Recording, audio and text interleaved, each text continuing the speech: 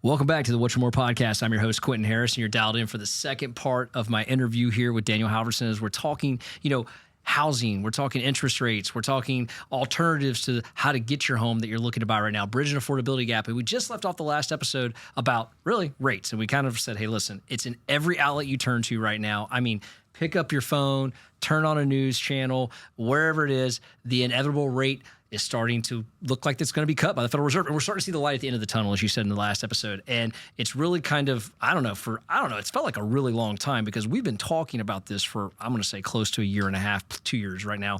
It feels like it should have happened a lot earlier. And we've talked about why it's been delayed and why it's been kicked down the road.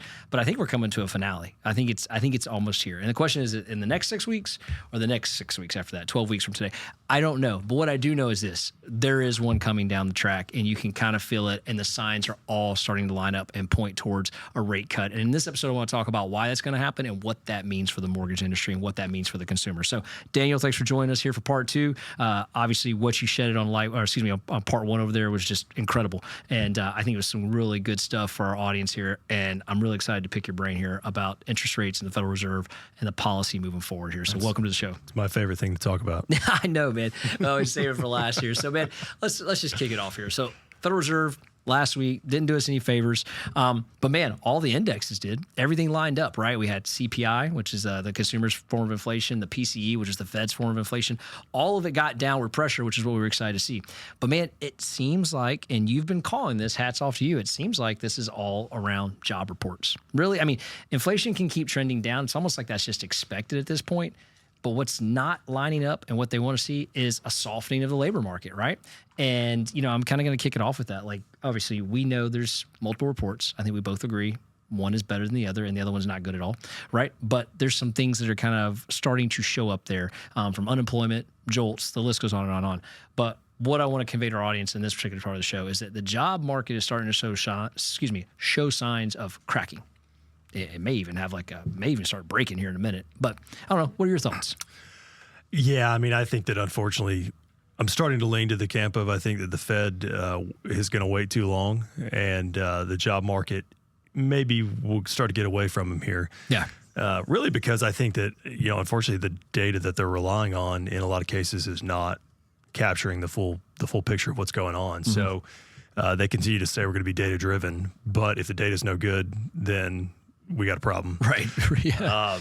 So I think that's a little bit of what's happening in my opinion. And I think that the reality is I think the Fed has come to the conclusion that the path to getting inflation to 2% is not going to happen quickly, right? It is trending in the right direction. And that doesn't mean that every single report inflation goes down by 0.1%. So we know after this many months it will be at 2%, right? It's going to ebb and flow based on the readings from the prior year, what's going on. At that time, gasoline prices have a huge impact on that. Motor vehicle insurance is having a huge impact on that. Some things, some variables that they can't really control. But I think that the last Fed meeting, obviously they didn't hike, they didn't cut. They pretty much squashed the next move could be a hike nonsense. Right. The next move is going to be a cut. But they pushed their forecast out to saying that we won't have 2% inflation until 2026. But they also said we're substantially restrictive in policy, which means that you could have rate cuts on the way to 2% inflation. I think the more likely outcome with accelerating rate cuts is that the job market starts to become more challenging and potentially starts, kind of running away from what the Fed is looking for when they look at full employment. The range of unemployment from Fed members was anywhere from 3.8 to 4.1%. And we're at 4% right now, and basically an unemployment rate of 4.2% would be a shock to the Fed voting members, right, per their projections, right? So shock being like, hey, we've gone too far. Correct. Shock being like, we did not expect this. Yeah. And you're really one or two job prints potentially away from being at 4.2%. And I think that if you get to that number, then the Feds are going to say, okay, well, we're going to have to cut, even though inflation's not at 2%, we're going to have to start to cut on our way down, and maybe we'll trade a little bit of the time it takes to get inflation to 2%. We'll trade some of that for making sure that the labor market remains as strong as it can be in light of that. Yeah, at maximum employment. That's kind of the term they like to use there. Correct. But, I think there's some there's some things you just said there I kind of like to go back on. For the Federal Reserve, I believe it was of the 19 members, 17 said if we got to 4.1, we're in a danger zone. Like we've gone too far. We need to back up. And I think that backup could be in the form of, like we talked about, a rate cut or multiple rate cuts on the back of that, or maybe even something deeper than a quarter, right? It might be something but more than that, because they are worried about a recession. Because as much as we've read, we've heard, and the news outlets are, the economy is still very fragile, and it's at a tipping point right now. I mean, it really is. And it's kind of crazy to think the Federal Reserve's decision and what they do could cause it to tip one way or the other. Well, I mean, Powell all but said in his press conference that a 0.25% rate cut is not going to do anything. Right. It's not going to, if the labor market starts to break, it's not going to fix that. It's not going to cause inflation to go back up. So it's kind of like, why not just go ahead and do it now? Right. If it's not going to do anything, then just go ahead and cut the rates. Yeah. I mean, you've been restrictive now for the last 8 meetings. You might as well, or was it 9 meetings? I don't know. You might as well go ahead and see what it does. Throw a quarter in there and see what it does. Yeah. I mean, I think that there's really no reason that they shouldn't. And I completely forgot the question that you'd ask me. So if we want to circle back around to that. Yeah, no. I was saying from a labor market standpoint, you're looking at, we're at 4% right now, right? 4.1 is a danger zone according to the Fed members. Yep. Multiple rate cuts getting into the system here. What job numbers do you think it needs to get at for these guys to wake up and be like, hey, we've gone too far? Because it's a slippery slope. You did say earlier that it'll run away from you, and I completely agree. Unemployment is one of those things that when it runs, there's no spigot to turn that valve off. That sucker's going to go. Correct. And so that's a fear in the system right now. And I was saying, right now these outlets are saying the economy is so it's in a good position. It's in a very fragile position. It's at a tipping point right now, and the Federal Reserve has that skill, ability to tip it one way or the other. Yeah, I mean, I think if, in my viewpoint, you cut 50 basis points at the meeting you had last week, because what you do now is going to, it isn't going to show up for 6 months, right? You're not going to cut rates by a quarter and all these companies say, well, let's go higher now. Yeah, let's go all in. It's not going to change the landscape of the employment picture by cutting a 0.25%. I think that the labor market is probably headed to 4.2% before the end of the year, and possibly even before the election, if we continue on the trajectory we're on. So, yeah, I think that the Fed's forecast, and whoever thought it was going to go, back down to 3.8, I don't know, why, where they could come up with that number. But I think the reality is we're probably at 4.2% before the election. And I think that, I don't think they cut at the end of July. I think that they set the stage for, we're going to cut in September. Okay. And then you get a 25 basis point rate cut in September. Which does nothing. And it does really nothing except makes people feel good. And then maybe I think you probably get another one in December. But it does nothing from like the unemployment market. It will do something for mortgage rates. Sure. It'll help that, but it's not going to do anything for employment. It will do nothing to impact inflation. It will do nothing to impact the labor market to cut rates by 25 basis points before November. Yeah. No, and I also want to reiterate, I was reading something like we've been at real interest rates, positive real interest rates for quite some time. And for our audience, what that means is if the Fed funds rate is X and inflation is Y, X is greater than Y. You got a real positive. You don't have a negative interest rate. You have a positive interest rate. That's something that shouldn't be happening like that. Like we shouldn't be that high of it's a high. It's a high positive interest rate. And so real interest rate, we shouldn't be seeing that. And where I'm going with that is you should not, as an investor or as a person, take your money, put the cash on the sidelines, not spend it, and make more in a money market account than inflation. Like that shouldn't be there. That just kind of shows you the pendulum of misproportion we're in right now. It shouldn't be like that. And I mean, if you look back during, let's say you're 40 years old or less, you haven't seen that in your lifetime. You just haven't. And so that shouldn't be like, there's a rare opportunity where this sits around like that. And you're like, oh, I'm just going to throw my money in this risk-free account and make more than inflation.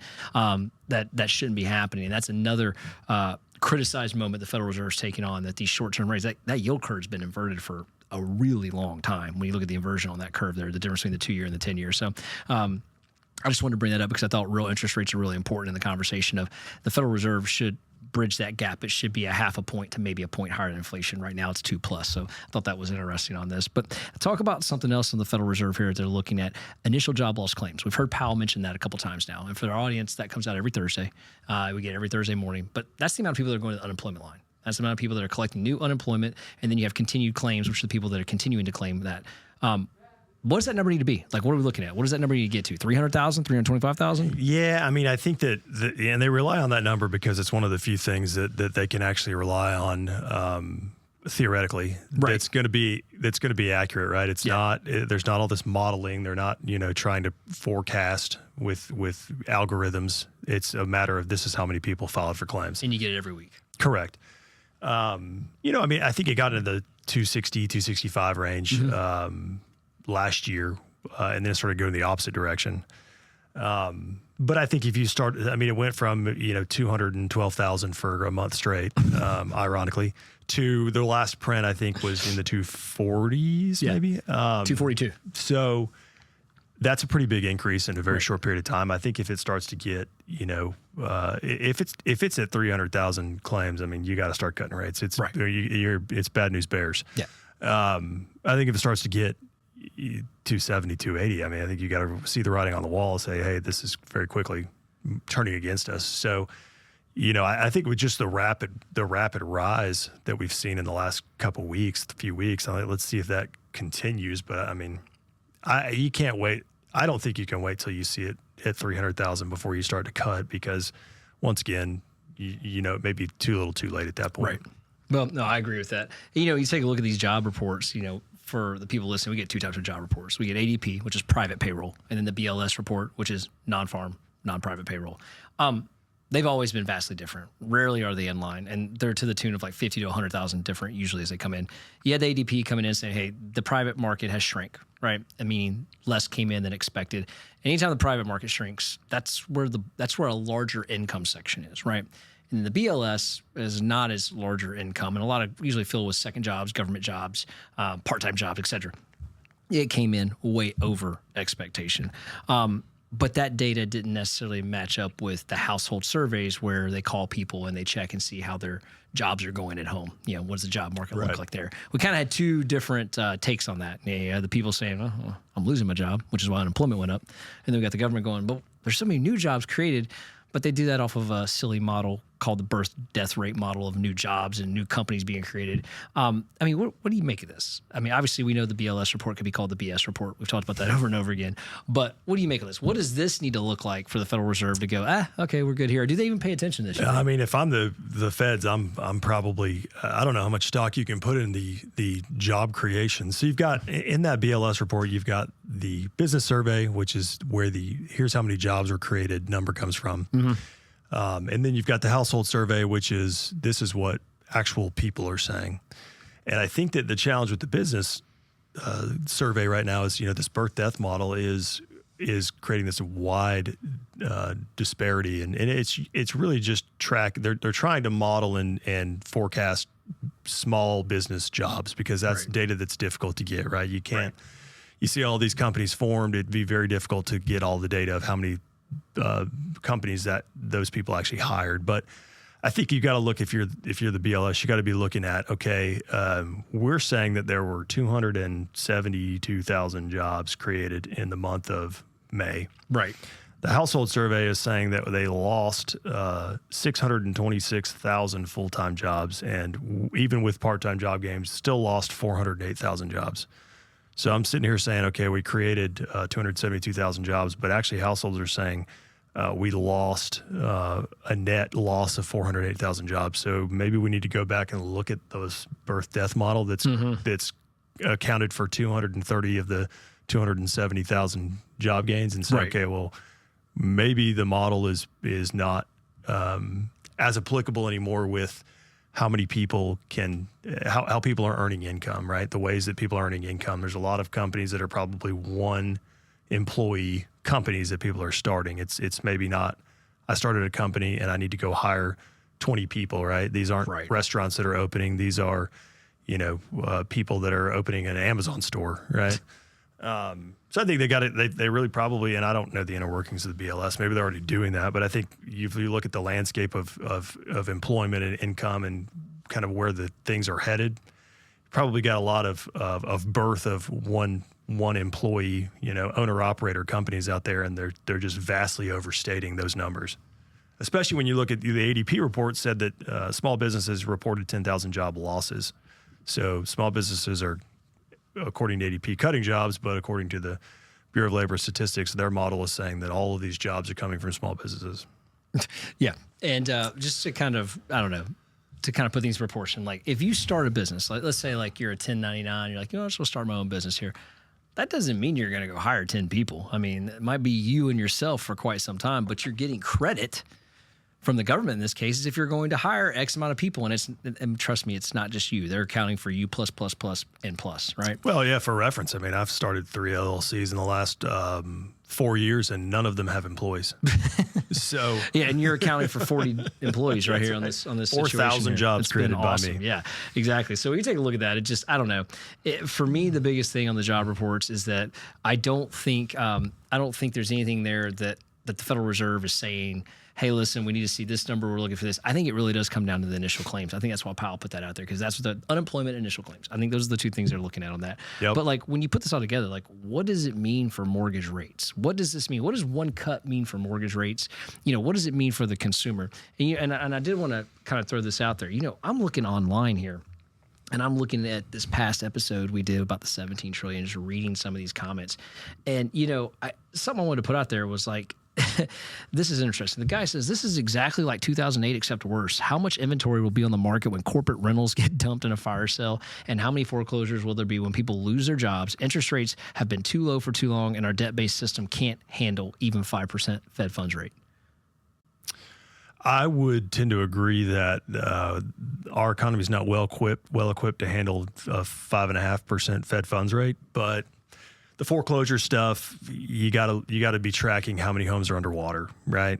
Very few homes are underwater. So Correct. Theoretically, if you lose your job and can no longer afford your mortgage, but you have $50,000, $100,000, $150,000 in equity in your home, you're probably going to sell that home and go rent because you need the money that you have in equity. So, I mean, you could definitely poke some holes in that. Correct.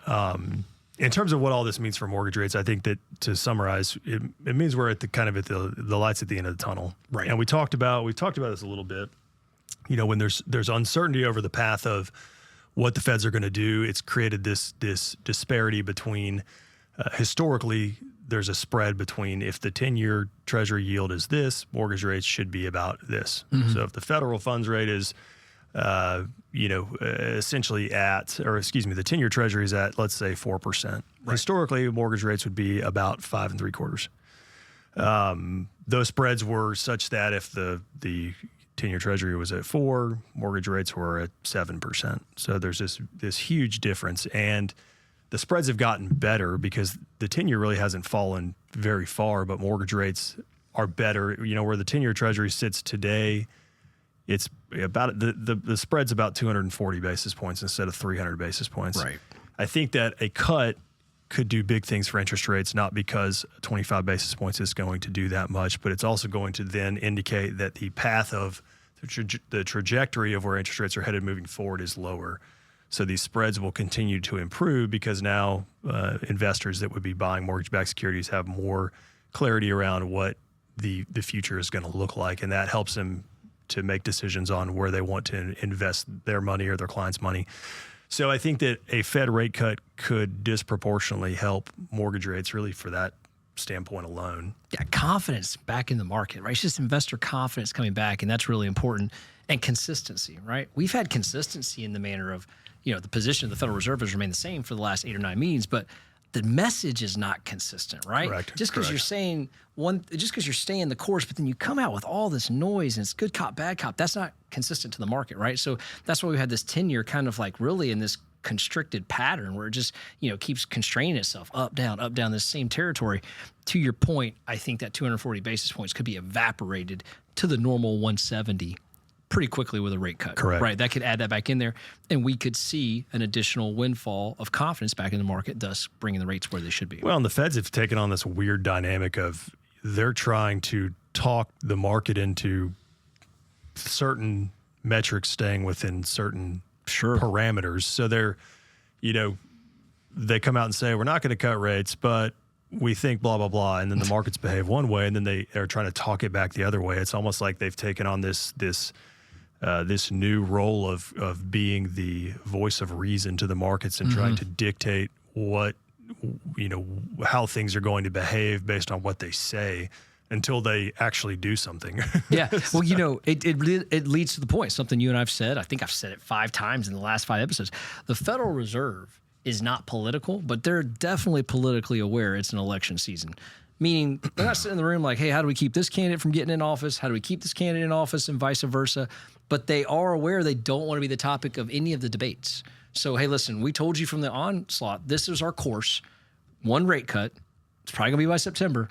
And they're going to stay that course right now unless unemployment, to your point, gets out of control, right? If unemployment gets out of control, that's the caveat they're looking at. But, really, all bets are off. That's what they're going to do because they don't want to surprise everyone. And then all of a sudden, that's what the topic of debate is. Well, that's exactly why I think at the end of July, if I'm projecting right now, I think you get a little bit better inflation print, and then you get more job data, right? You're going to get job data for July. You won't get it. You're just going to get one more before the next Fed cycle. But I think essentially what they're going to do is they're going to tee the markets up for what's going to happen in September. And then you're going to get that 25 basis point cut. And then, euphoria will go into the markets temporarily and hopefully mortgage rates will come down. But I think that so as to not shock the market, right, they're going to go ahead and telegraph that cut to come in September. I don't think there's going to be a surprise cut of interest rates in July. Yeah, I could totally see that. And the other thing is this, like for all the naysayers online, right? All the naysayers, like the rate cut only hurts your position here. Like for the people that are like, oh, they're going to stay high. If the rates get cut, it actually hurts your position because it's only going to improve home ownership and it's going to cause more people to want to buy. They're going to take advantage of what they thought they might have missed already. And, you could be in those low 6s as we started talking about early on. So, I do think it's coming. Obviously, you think the same thing. It's going to be in September here. But the unemployment number is the one to watch. If that number starts to move, all of a sudden, the Federal Reserve could pivot a little earlier. Yeah, that's the path to the rate cut. You're going to get at least 3 or 4 or 5 rate cuts long before we get inflation at 2%. 100%. So hopefully we don't look back at this podcast and somebody replays this and that didn't happen. Oh, don't worry. They're pin marked online. Someone at least you see the ones from that 17 trillion. They're like, oh, pin mark this, don't delete it, so we can prove when the housing market crashes. That's right. But I think a fundamental thing is you weren't in the business in 2008, right? You got in the business in 2011. I was in the business in 2008, and one of the fundamental things about that crash is completely different right now is the supply demand differential. We had so much supply that was underwater, and you nailed it. Hey, listen, in order for a foreclosure to take place, you have to have a negative equity position or a limited equity position. Well, right now, that's not the case, right? And so I think is this, going back to, I think you've got people that wanted to buy, and I said this earlier in the podcast, that were real angry because they've gone through multiple offers, they didn't win, lease, locked up for a year, 6 months, try again, same thing, try again, repeat. Now, I'm just pissed off at the market, right? Because I deserve to be a homeowner. I want to be a homeowner. Everybody keeps telling me to go be a homeowner. I can't do it. I'm not trying. In the meantime, the asset price is going up, making it more expensive. And then add to that, interest rates aren't doing any favors. So with all that being said, it's just pissing you off, right? So the only thing, logic, if you can't win, if I can't win, I want to burn it to the ground. So let's have a crash happen, right? And when the crash happens, I'll just buy it all up at a lower price point, and then, I told you so. That only happened one time in the history of the United States, and that was built on the premise of a supply demand and really bad loans that allowed people to get into that limited equity position. All of that's a complete 180. Like if you look at the credit curves and everything that took place between now and then, they're vastly different. So the credit crunch is much harder now than it was during then, and we also have a tremendous amount of buyers, not enough inventory, and not enough new builds, as you said earlier. Well, don't discount that the people that are buying houses right now are very well qualified. You have to put people through the ringer to get a mortgage nowadays. So, you couple what you just said with lots and lots of qualification requirements to purchase a home. The stage is just not set for housing prices to fall off a cliff. It's not even close. But we will mark this. We will pin it so we can come back to it. And trust me, no one likes "and I told you so" better than Daniel Halverson. So if you get it, trust me, it works both ways. So let me let you know that right now. So come September, we get that rate cut. Dan will be the first one to let us all know. Well, hey, thanks for being on the episode. Greatly appreciate it. Guys, all of these notes and all of these links and all of these data set points that we just talked about are in our YouTube channel at What's Your One More with number 1. And if you would, check us out. This podcast, 5 5-star review it, share it. We're getting a lot of good feedback. I really appreciate that. I know it helps for future episodes and just commentary from the audience about inquiring about what we can do better. So I definitely appreciate that as well. Dan, as always, thanks for your time and insight, man. It was great having you on the show. You got it, man. All right, till the next episode at What's Your One More? We'll see you on the next one. I got one more shot, I'm gonna make it. One more chance, I'm gonna take it. I meant it when I said it, now it's time for me to do it. I got one